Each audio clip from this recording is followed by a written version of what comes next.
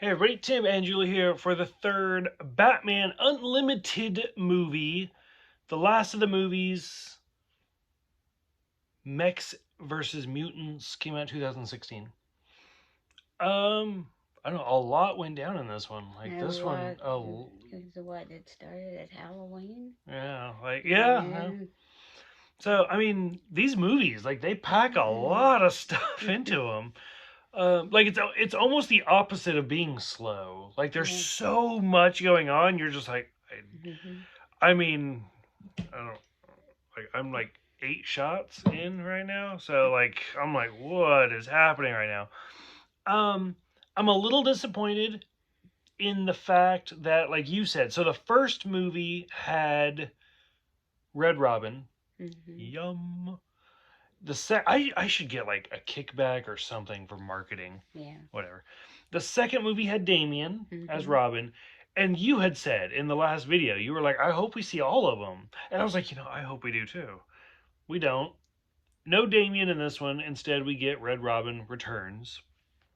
We don't get the Flash in this one, but instead we get Cyborg.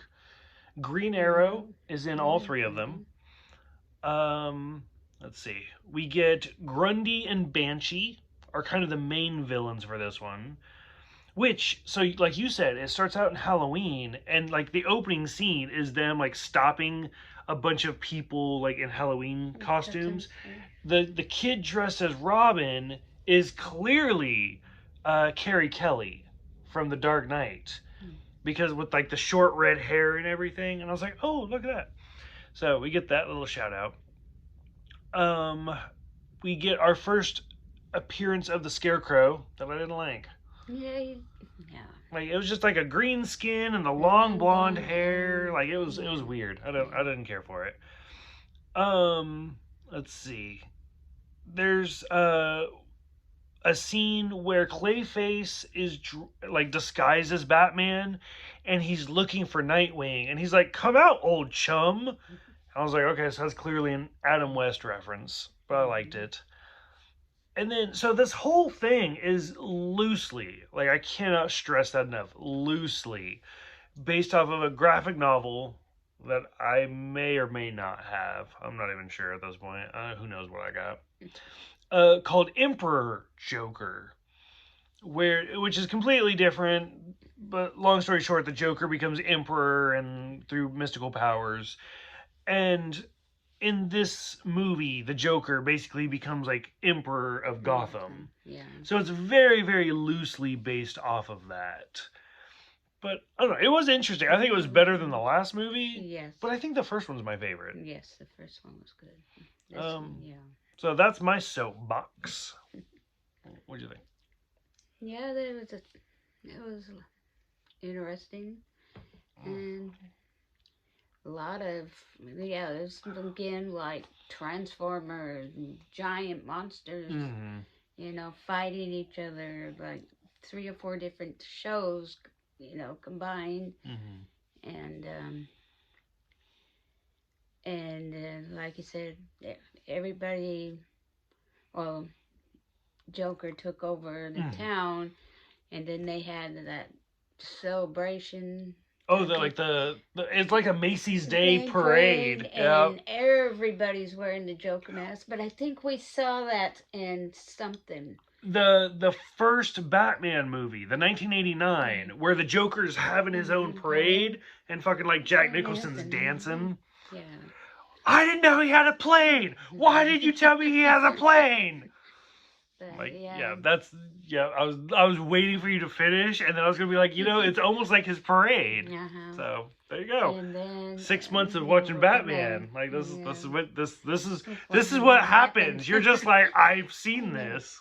Yeah, and then Batman was up fighting someone. A cyborg got under somebody's Computer virus. virus and everything, and he was fighting against them, and then